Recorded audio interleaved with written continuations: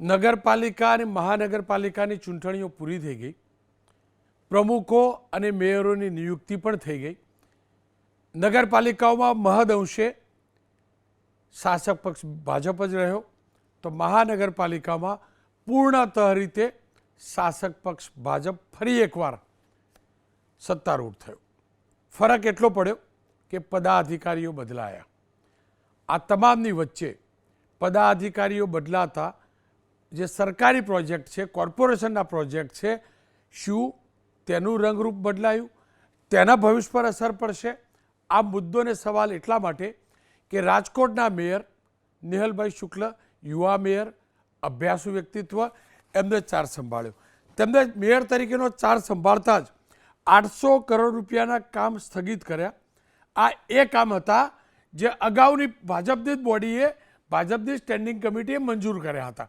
એટલે કે ભાજપની શાસન વખતે ભાજપની સ્ટેન્ડિંગ કમિટી હતી. સ્ટેન્ડિંગ કમિટીના ચેરમેન ભાજપના હતા, સભ્યો મોટાભાગના બીજેપીના હતા. તેમને જે મંજૂર કર્યા હતા, જે પ્રપોઝલો અધિકારીઓ મોકલેલી હતી ને 800 કરોડના કામ મંજૂર કર્યા હતા, તેના પર હાલ પૂરતી તેમને બ્રેક લગાવી છે.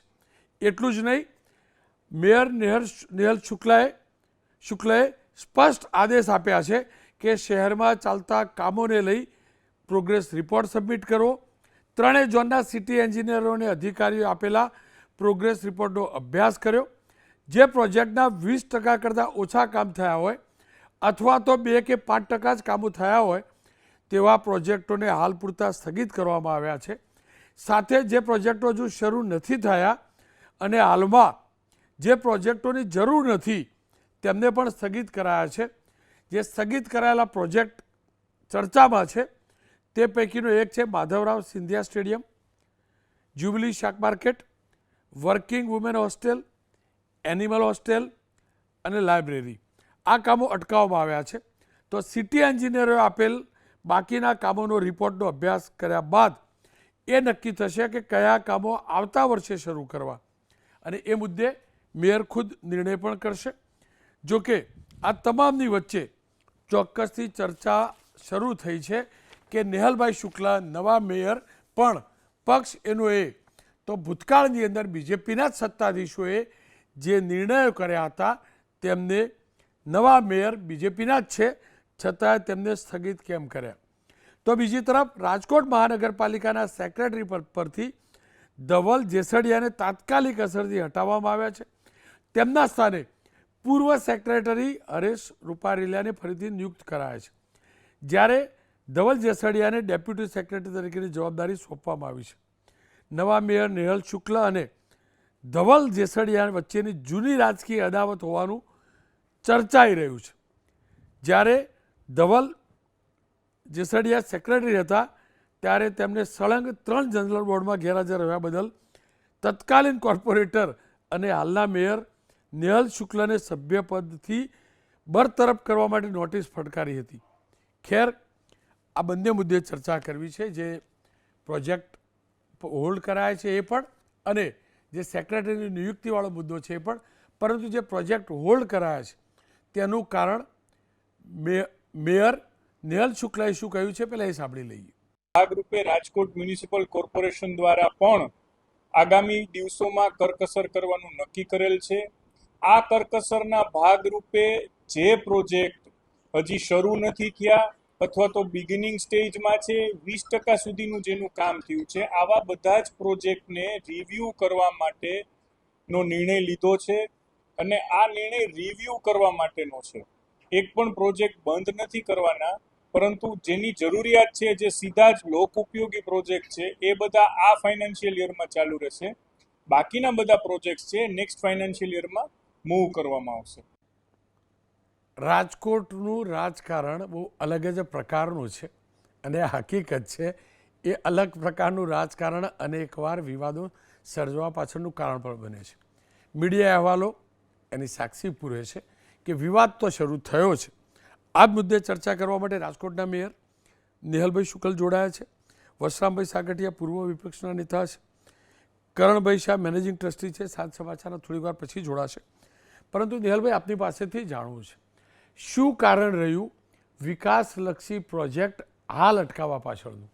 જી આપણે જે વિડીયો પ્લે કર્યો એ જ મુખ્ય મારે કહેવાનું છે કે દેશના વડાપ્રધાન શ્રી નરેન્દ્રભાઈ મોદીએ જ્યારે દેશવાસીઓને કરકસરનું આહ્વાન કર્યું છે અને એમના આહ્વાનના પગલે ગુજરાત સરકારના મુખ્યમંત્રી શ્રી ભૂપેન્દ્રભાઈ પટેલ અને ઉપમુખ્યમંત્રી શ્રી હર્ષભાઈ સંઘવી દ્વારા ઘણા જ કરકસરના પગલાં લેવામાં આવ્યા છે.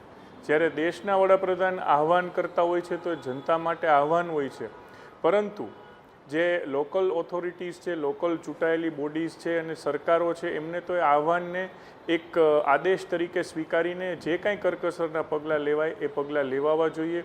આ જ અનુસંધાને રાજકોટ મ્યુનિસિપલ કોર્પોરેશનમાં જે કોઈ કામો 0% લઈ અને 20% સુધીના પ્રોગ્રેસમાં હતા એ બધાને એકવાર સ્થગિત કરવામાં આવ્યા છે.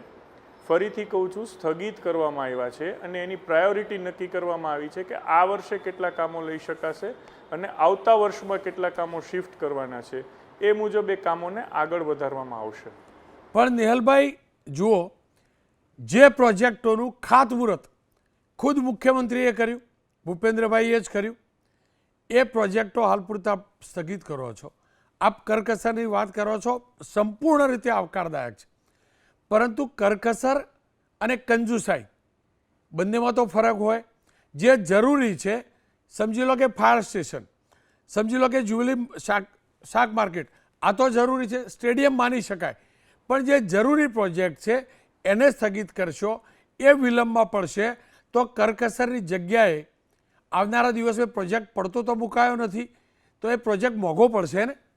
સમયની સાથે મટીરિયલના ભાવ વધશે, કોન્ટ્રાક્ટરો વધુ રૂપિયા માગશે, ઉપરથી મોંઘો પડશે પ્રોજેક્ટ. અત્યારની અનિશ્ચિત વૈશ્વિક પરિસ્થિતિના અનુસંધાને ખૂબ બધા ઓચિંતા ખર્ચ આવી રહ્યા છે. એક ઉદાહરણ આપની સાથે રોનકભાઈ શેર કરવા માગું છું, જેનાથી આપને ખ્યાલ આવશે કે શું કામ આવા નિર્ણયો લેવા જવા અમારે પડ્યા છે અને શું કામ દેશના વડાપ્રધાનશ્રીએ કરકસરશ્રી કરવા માટેની અપીલ કરેલી હશે. ડામર 40-42 હજાર રૂપિયા ક્વિન્ટલ કેવો કંઈ ભાવ હતો એવું મારી સાથે અમારા અધિકારીશ્રીઓએ શેર કરેલ. એનો ભાવ આજે 82,000 રૂપિયા થઈ ગયો છે, ઓલમોસ્ટ ડબલ જેટલો થઈ ગયો છે. જે ગત વખતે સ્ટેન્ડિંગ કમિટીએ મંજૂર કરેલા કામો હતા એ બધા જ કામો ઊભા રહી ગયા છે. ડામર કામના જે કંઈ આજના જે બજેટ આવે છે એમાં રાજકોટમાં સંપૂર્ણ આ લોકો પાસેથી જે કોન્ટ્રાક્ટરોને કામ મળ્યા છે એની પાસે હવે આ ભાવ વધારામાં એ લોકો પાસે કામ કરવું શક્ય નથી.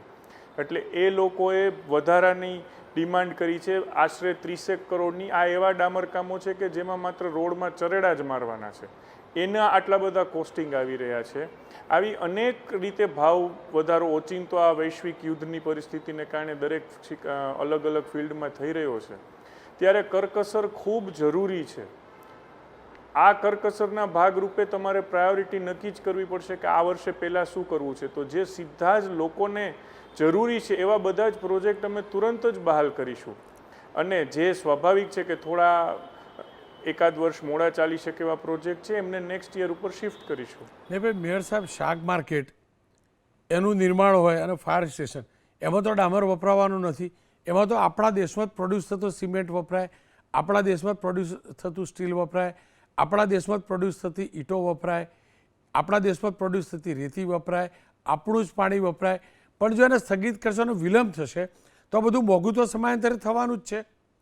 તો એ ઉપરથી રૂપિયા વધુ જશે ને, કોન્ટ્રાક્ટર તો વધુ રૂપિયા માગશે. હવે વધારે જશે કે ઓછા થશે એ તો ભવિષ્યમાં ખ્યાલ આવશે, કારણ કે અત્યારે જે ભાવ છે એ તો બધા ટોપ ઉપર છે. એટલે જે કોઈ પ્રોજેક્ટ શરૂ કરી એમાં પણ પાછળથી આ બધી જ ડિમાન્ડ વધારાની આવવાની જ હતી. શાક માર્કેટનો આપ ઉલ્લેખ કરો છો તો એ શાક માર્કેટ સંપૂર્ણ એર કન્ડિશન શાક માર્કેટ રાજકોટમાં થવા માટે જઈ રહી હતી, અને અમને એવું લાગે છે કે પહેલાં જે લોકોના પાયાના પ્રશ્ન છે તેમાં આ જે બજેટ છે વાપરીએ, અને જે હાઈફાઈ પ્રોજેક્ટ્સ છે એ આવતા વર્ષમાં શિફ્ટ કરી શકાય એમ છે. નિહલભાઈ, તો શું કારણ આ ગણગણાટ શરૂ થયો છે?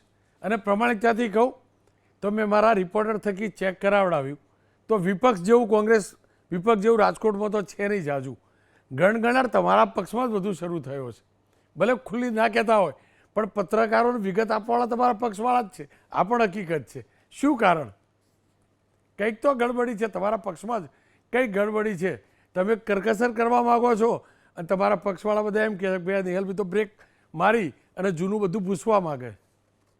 કેમ આવું? રાજકોટમાં એક 2000થી 2005ના સમયગાળાને છોડી દેતા રાજકોટ મ્યુનિસિપલ કોર્પોરેશનની સ્થાપના થઈ ત્યારથી ભાજપના મહાનગરપાલિકામાં શાસન રહ્યું છે. એટલે જૂનું ભૂસવાની તો કોઈ સંભાવના જ નથી, કારણ કે સંપૂર્ણ યત્ર તત્ર સર્વત્ર ભારતીય જનતા પાર્ટી જ રહી છે. એટલે આ ગણગણાટ ક્યાંક ને ક્યાંક મીડિયાથી જન્માયેલો છે અને ધીમે ધીમે ફેલાઈ રહ્યો છે. પરંતુ આજે આપના માધ્યમથી હું બહુ સ્પષ્ટ કરું છું કે કોઈ જાતના રાગ દ્વેષ કે બીજી કોઈ વાત આમાં છે જ નહીં.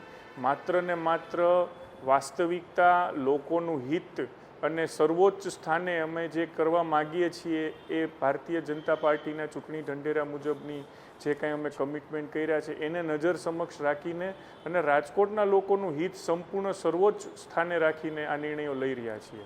નિહલભાઈ, આપ જોડાયેલા રહેજો. હું વશરામભાઈને જોડી લઉં છું, પણ હા, તમારી સાથે દ્વંદ્વ નહીં કરાવું કારણ કે આ ફોર્મેટ પણ નથી. છતાં પણ વશરામભાઈ શું આરોપ લગાવે છે, વિપક્ષ શું કહે છે એ તમે જાણી લો ને પછી પૂછી પણ લઈશ. વશરામભાઈ, આપ શું માનો છો?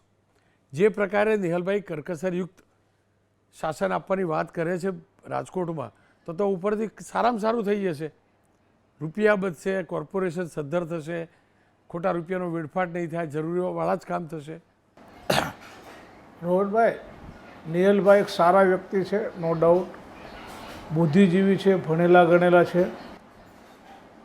રાજકોટની પ્રજાનું ને રાજકોટનું સારું વિચારી રહ્યા છે. એમાં સીધી વાત એ કરી, આ જે ઠરાવ રહ્યા એમાં એક ઠરાવ એમને જે કર્યો છે સ્ટેન્ડિંગ કમિટીએ ડીઝલ ખરીદીનો, એ ડીઝલ ખરીદીથી રાજકોટ મહાનગરપાલિકાને દરરોજથી 30,000 થી 35,000 રૂપિયાનો ફાયદો થાય છે. કારણ કે કન્ઝ્યુમર્સ પંપમાંથી લે છે ત્યારે 135 રૂપિયાની રાઉન્ડ એબાઉટ ડીઝલ પડતું હોય. એટલે કોર્પોરેશનમાં આ નિર્ણય એક સારો લેવાનો છે. બીજી જ્યારે વાત કરતા હોય કે 847 કરોડના કામો, એટલે કે 98 પ્રોજેક્ટો હાલ અટકાવવામાં આવ્યા છે. શા માટે અટકાવવામાં આવ્યા છે? કરકસરની વાત કરતા હોય તો ગુજરાતના આપણા વડીલ મુરબ્બી અને જે આપણા બધાના સન્માનીય છે વડાપ્રધાન કરકસર કેવી કરે છે એ આખી ગુજરાતને, આખા ભારતને ખબર છે. એ કરકસરનો મુદ્દો નથી, આ ભાજપની અંદરો અંદરની લડાઈ છે. આ શાસકો પહેલાં જે શાસકો હતા આને કરોડો રૂપિયાનો ભ્રષ્ટાચાર કર્યો છે. આ ભ્રષ્ટાચારના નાણાં એ લોકોને પરત ચૂકવવા પડશે. એટલા માટે હવે નિહલભાઈને એન કેન પ્રકારે દબાવવાની કોશિશ થશે. કારણ કે નિહલભાઈ હાલ જે કામ કરી રહ્યા છે એ સારું છે. વિપક્ષ તરીકે પણ હું એને આવકારું છું કે આ કામ સારું કરી રહ્યા છે, પણ એ કામ અટકે ને એ જોવાની જરૂરિયાત છે. બીજું, જેને ઓનથી કામ આપ્યા છે, વધારે રૂપિયા આપીને કોન્ટ્રાક્ટરોને આપેલા છે, એ કામ અટકાવવા જોઈએ. જે જરૂરિયાત નથી એ કામ અટકાવવા જોઈએ. બાકી ચાલુ જરૂરિયાતોવાળા કેટલા કામો છે જે અટકાવવા ન જોઈએ. કારણ કે રોડ રસ્તામાં કમ્પલસરી કરવા પડે. કારણ કે વરસાદ થશે ત્યારે એમનો જ ભ્રષ્ટાચાર પાછો બહાર આવશે. કારણ કે બેફામ ભ્રષ્ટાચાર કર્યો છે, કોન્ટ્રાક્ટરોને ખટવ્યા છે અને એ ખટવ્યા છે એનો સીધો નુકસાન રાજકોટની પ્રજાને જવાનું છે. એટલા માટે રોનકભાઈ, કરકસરની વાત નથી, પરંતુ ક્યાંક ને ક્યાંક કરોડો રૂપિયાનું ફરી અત્યારે 847 કરોડના પ્રોજેક્ટ અટકાવ્યા. એ અટકાવેલા પ્રોજેક્ટો ટોટલ સંખ્યા છે 98. હવે 98 પ્રોજેક્ટમાં 50% પ્રોજેક્ટો એવા છે કે જેની વગર ચાલે તેમ નથી, તેમ છતાં અટકાવ્યા છે. અને એનો અભ્યાસ પણ અમે અમારી રીતે કર્યો છે. એ જોતાં એ જે અટકાવ્યા છે એમાં 50 થી 60% એટલા એવા છે જેમાં વધારે નાણાં ચૂકવ્યા છે, એટલે કે ભાવ વધારો આપ્યો છે. એટલે કે જંત્રી કિંમત કરતાં જે વધારે કિંમત ચૂકવવી પડે. દાખલા તરીકે હું કહું કે જે કામ આપ્યું છે 8 કરોડ રૂપિયાનું કામ છે, એનો ભાવ વધારો માગે 35%, 30%, 15%, 20%, એ જે વધારાના નાણાં ચૂકવવા જાય છે એમાંથી ભ્રષ્ટાચાર કરી રહ્યા હતા. આ શાસકોએ ખૂબ ભ્રષ્ટાચાર કર્યો છે. કારણ કે હું મારી સામે નજરે જોતો હતો, મેં પુષ્કળ વાર રજૂઆતો કરી છે. આપના માધ્યમથી પણ 2-3 વાર રજૂઆતો આપની સામે બેસીને કરી છે કે અમારો રાજકોટમાં આવો ભ્રષ્ટાચાર ચાલે છે. અને હાલ નિહલભાઈને અભિનંદન આપું છું કે એ ભ્રષ્ટાચાર અટકાવે એના માટેનો પ્રયત્ન કરી રહ્યા છે. એમાં સક્સેસ થાય અને અગાઉના શાસકોએ જે નાણાં લીધા છે ભ્રષ્ટાચાર કરી એ પરત ચૂકવવા પડે એવી મારી માંગ પણ છે. અને જે સેક્રેટરી બદલ્યા એ વિશે આપ શું કહેવા માગશો સાગડિયાભાઈ? શું જે રાજકોટના કોર્પોરેશનના સેક્રેટરી બદલ્યા અને સેક્રેટરી તરીકેનું જે હરેશભાઈની ફરીથી નિયુક્તિ કરવામાં આવી એને આપ કેવી રીતે જુઓ છો? પહેલાં તો એ સેક્રેટરીની કોઈ લાયકાત જ નહોતી. લાયકાતવાળા સેક્રેટરી જ નહોતા. ઇન્ચાર્જ તરીકે બેસાડેલા હતા. ઇન્ચાર્જ સેક્રેટરીએ અને ચેરમેન અને ભાજપના એક મોટા ગજાના નેતા જે તો બધું રાજકોટ હલાવતા હતા, આ લોકોએ ત્રણેય મિટિંગ સેટિંગ કરી અને બધું જે રીતે હલાવ્યું છે અને એના અનુસંધાને જ આજના આ શાસકોએ જે ઠરાવો કર્યા છે એ ઠરાવો રહ્યા. એ ઠરાવોમાં પણ એમની એક ભૂલ છે કે જીપીએમસી એક્ટની જોગવાઈમાં કોઈ પણ જગ્યાએ એવું નથી કે અધ્યક્ષ સ્થાનેથી આ ઠરાવ આવે. એક પણ જગ્યાએ બીપીએમસી એક્ટ કે જીપીએમસી એક્ટમાં કોઈ પણ જગ્યાએ એ છે નહીં. તેમ છતાંય પ્રોવિઝન જ નથી, તેમ છતાંય અધ્યક્ષ સ્થાનેથી ઠરાવ આવ્યો છે. એટલે મારું માનવા મુજબ એ ઠરાવમાં ક્યાંક પ્રોબ્લેમ રહેશે. બીજું, જીપીએમસી એક્ટની 451ની કલમ મુજબ રાજકોટના કમિશનર આ ઠરાવ રહ્યો એ સરકારમાં મોકલી અને ઠરાવ અટકાવી પણ શકે છે, ઠરાવ રદ પણ કરાવી શકે છે. એટલે એમનો ભ્રષ્ટાચાર જો ઉપર સુધી હશે, ગુજરાત સરકારનો ઉપર સુધી ઠરાવ હશે, તો મારું માનવું છે કે આમાં અમુક ઠરાવો રહ્યા, આ અમુક કામો રહ્યા એની મંજૂરી આપવી પડશે, સરકારે આપવી પડશે. કારણ કે જાહેરમાં એ લોકોએ પૈસા ખરીદી લીધેલા હોય છે. પહોંચો પણ આપેલી છે પાર્ટીના નામની, અને બાકી 2 નંબરની તો પહોંચો તમે મને ગુજરાતની ભારતની પ્રજા જાણે છે 2 નંબરના પૈસા કઈ રીતે ક્યાં સદુપયોગ થાય છે. જી ભાઈ. નેહલભાઈ જુઓ, વિપક્ષના નેતા, પૂર્વ નેતા તમારી કાર્યવાહીની પ્રશંસા કરે અને મને ડાઉટ એટલે જ પડે છે કે વિપક્ષ તમારી આ કાર્યવાહીને આવકારે છે એનો મતલબ તમારા સાથીદારો, જૂના સાથીદારોને કદાચ પસંદ નહીં હોય. તમે ભલે મીડિયાની વાત કરતા હોય પણ ગણગણાટ તો તમારા ઘરમાંથી જ શરૂ થયો સાહેબ. પછી જ મીડિયાને સંભળાય ને.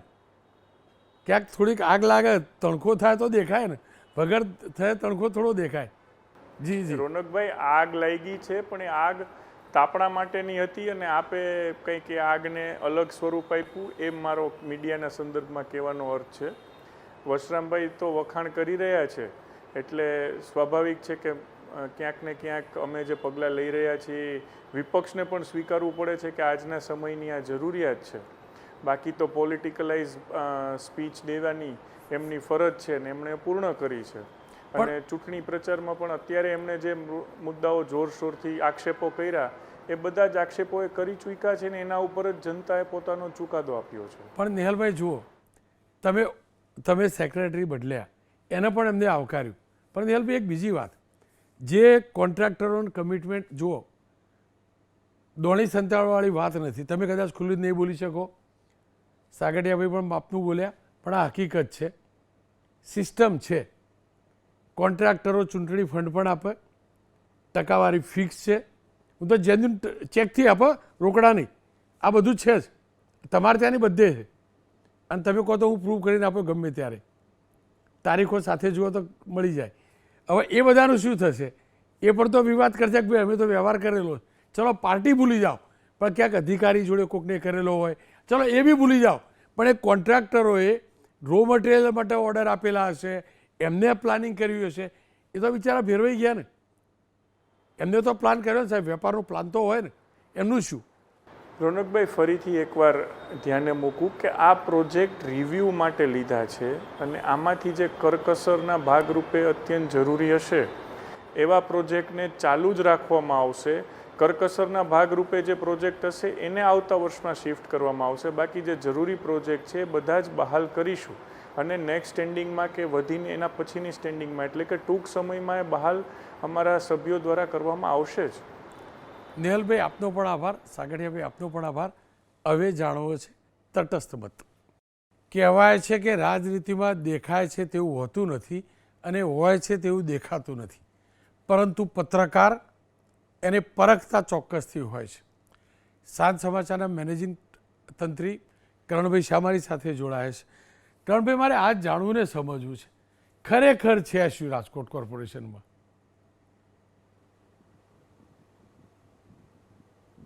રોનકભાઈ, મેં અત્યારે આ બંનેને સાંભળ્યા, નેહલભાઈને સાંભળ્યા, વશરામભાઈને સાંભળ્યા. વાત એ છે કે જેમ નેહલભાઈ વાત કરી કે 2000થી 2005ને બાદ કરતાં રાજકોટ કોર્પોરેશનની સ્થાપના થઈ ત્યારથી અત્યાર સુધી ભાજપની સત્તા રહી છે.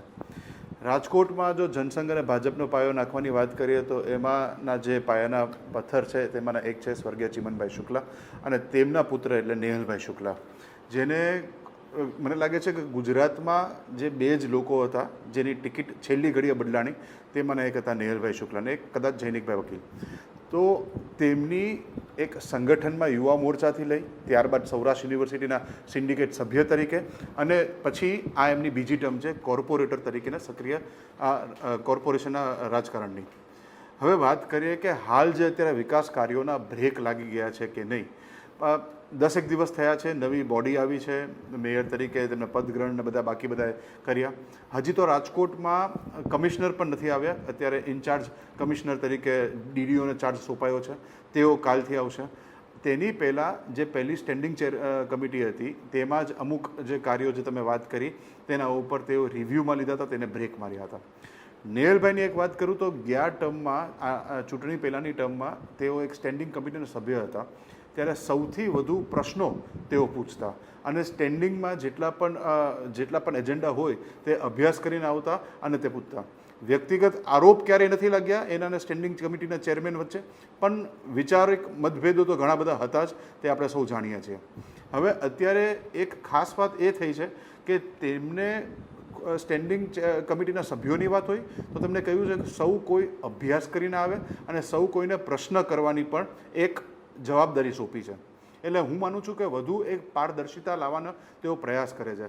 સ્ટેન્ડિંગમાં હંમેશા પહેલાં સંકલન થતી હોય છે સત્તાપક્ષની, ભાજપની, અને ત્યારબાદ તેઓ બધાની વચ્ચે ચર્ચા કરતા હોય છે. તો આ વખતે તેમને સંગઠન અને ચૂંટાયેલા પ્રતિનિધિઓ બંનેને એક સાથે રાખવાનો એક પ્રયાસ કર્યો છે. અને સાથે સાથે એમ પણ કહ્યું કે જનરલ બોર્ડમાં પણ જે કોઈને પ્રશ્ન પૂછવો હોય, અભ્યાસ કરવા, પ્રોજેક્ટ વિશે પૂછવો હોય, તેને છૂટ આપી છે. એટલે એક પ્રકારે જોવા જઈએ તો સાવ એમને ઓપન કરીને એક વધુ ટ્રાન્સપરન્સી, પારદર્શિતા લાવવાનો એક પ્રયાસ કર્યો છે.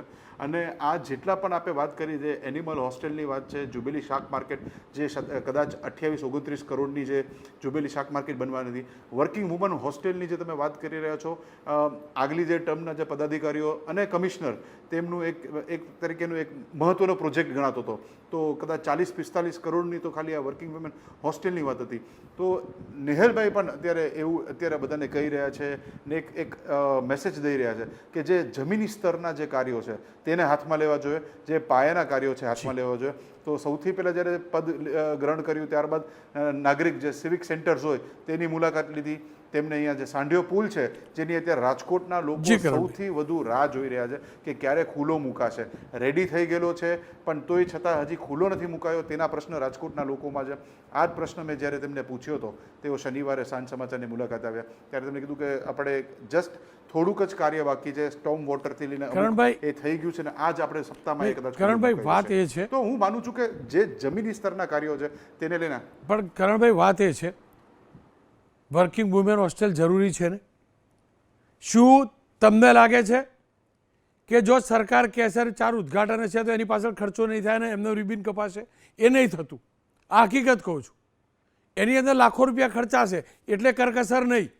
બીજું, સ્ટેન્ડિંગના સભ્ય તો હતા, એમને પણ તો સહી કરી હશે. ચોથું, જ્યારે ત્યારે કમિશનરે અભ્યાસ કર્યો છે, ટીમે અભ્યાસ કર્યો છે. પાંચમું, ટેન્ડરો અપાઈ ગયા હશે, રોકાણ થઈ ગયું હશે, જે કોન્ટ્રાક્ટ લેનારી કંપનીઓ છે એમને જ્યાં ત્યાં વ્યવહાર કરવાના છે, વ્યવહાર કર્યા છે. હું તો નફટાઈથી બોલવાવાળો છું. જો ટકાવારી આપવાની છે, ટકાવારી આપીને ટેન્ડર લીધા છે. હું સ્પષ્ટ કહું છું, ચેકથી બી ટકાવારી ચાલે. ચેકવાળી ટકાવારી, મારો ઇશારો સમજો, પાર્ટી ફંડ. બિલકુલ સાચી વાત. બરાબર. એ બધા શું કરશે હવે? અને બીજું, 4-5 મહિના પછી કોઈ મોંઘવારી ઓછી તો થવાની નથી, તો કરકસરવાળી વાત તો ખોટી સાબિત થાય ત્યાં આગળ. નહીં, તમારી વાત સાચી છે. આ જેટલા તમે મુદ્દા કીધા તેના ઉપર સાચી વાત છે. અને ખાસ કરીને તમને જ્યારે વાત કરું કે વર્કિંગ વુમન હોસ્ટેલની તમે કીધું, તો વર્કિંગ વુમન હોસ્ટેલ માટેનો જે ખર્ચ દેખાડવામાં આવ્યો છે તેને રિવ્યૂમાં લેવામાં આવ્યો છે. ફરી એકવાર કહું છું કે 800 કરોડના જે 847 કરોડના જે પ્રોજેક્ટની વાત છે તેને એક પછી એક રિવ્યુ કે આમાં ક્યાં કોઈ વધુ પડતો ખર્ચ દેખાડવામાં આવ્યો છે એનો કે મતલબ નહીં. કરણભાઈ એ ખુલીને થયો વાત કરીએ એ બાબતે નહીં, કરણભાઈ એનો મતલબ એ થયો ને, ભાજપની જૂની બોડીએ ખોટા ખર્ચા કર્યા, થાય કે નહીં, ખોટા પ્રોજેક્ટો કર્યા, આશંકા છે એવું તો થાય ને, એવું તો પાક્કું ને. એવી આશંકા છે, બિલકુલ થાય. તો એનો મતલબ એ થયો કે બધા ભાજપના છતાં એકબીજા ઉપર આશંકા કરે છે. એનો મતલબ પહેલાં ખોટું થતું હતું અથવા હાલ ખોટી આશંકા થાય છે. કંઈક તો લોચો છે, દાળમાં કાળું કંઈક તો છે. અત્યારે જેમ વિપક્ષે પણ કીધું એમ જી, એ હવે આગળ જતા ખબર પડશે. કાલથી કમિશનર આવશે, તેની સાથે રિવ્યુ બેઠકો થશે. આની પહેલા પણ મેં તમને કીધું કે આગલા ટર્મમાં નેહલભાઈ એક હતા જે ખૂબ જ અગ્રેસિવલી અભ્યાસ સાથે પ્રશ્નો પૂછતા હતા. એટલા માટે જ ક્યાંક તે પદાધિકારીઓને ગમતું નહીં. એકબીજા ઉપર આક્ષેપો નહોતા થતા, પણ વૈચારિક મતભેદો ઘણા અનેકવાર બહાર આવ્યું છે, મીડિયામાં આવ્યું છે, એ પણ આપણે સૌ જાણીએ જ છીએ. હવે ભાજપના લોકો એકબીજા ઉપર પ્રશ્ન કરે છે એવી વાત કરતા એ અત્યારે રિવ્યુ કરી અને વધુ સારું એ છે રોનકભાઈ કે લોકોના કદાચ ક્યાંક પૈસાઓ વધશે, ખર્ચ ઘટશે એવું આપણે માની શકાય. બિલકુલ કરણભાઈ, આપનો ખૂબ ખૂબ આભાર. રિવ્યુ ચોક્કસથી થવો જ જોઈએ, એમાં કોઈ ડાઉટ નથી. પણ હા, વિકાસના પ્રોજેક્ટ ન અટકવા જોઈએ, કરકસર ચોક્કસ હોવી જોઈએ, કરકસર ઉજવણીઓમાં હોવી જોઈએ, કરકસર સરકારી કાર્યક્રમોમાં થવી જોઈએ, પણ ઇન્ફ્રાસ્ટ્રક્ચરના જે બુનિયાદી પ્રોજેક્ટ છે રિવ્યુ ચોક્કસ થવો જોઈએ, પણ એ અટકવા ન જોઈએ. આ હકીકત છે. ફરીથી કહું છું, નેહલભાઈ આપ સાથે મેં વાત કરી, ફરીથી પણ તમારી સાથે વાત કરીશ, પણ એક આની પૈ પણ રાજકોટ કોર્પોરેશનની ખોટી ના વપરાય એનું ધ્યાન રાખજો. કાતર ફેરવવા, રિબિન કાપવા માટે લાખો રૂપિયા ના ખર્ચાય ને એ જોજો. અને જો રાજ સરકાર કહે ને કે આવો કાર્યક્રમ કરો તો પણ ના પાડવાની હિંમત દર્શાવજો.